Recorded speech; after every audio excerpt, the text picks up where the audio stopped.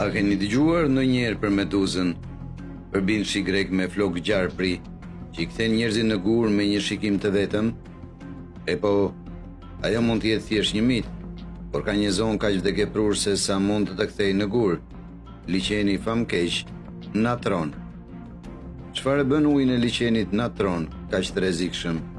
Çfarë krijesash jetojnë atje dhe a do të shpëtonin nëse hidheni brenda tij? Ne jemi bevet dhe sot do të shpjegojmë çfarë do të ndodhte nëse hidheni në liqenin natron. Përpara se të zhyteni, le të shikojmë me qartë se nga çfarë është i përbër liqeni natron. Ashtu si deti i vdekur, ky liqen i Tanzanis nuk derdhe në asnjë oqean apo lum.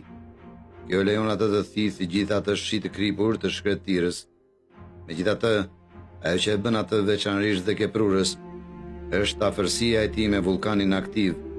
Vulkani nxjerr një lloj të rrallë llave të pasur me karbonat natriumi dhe kaliumi, i quajtur lëshimi në ujë.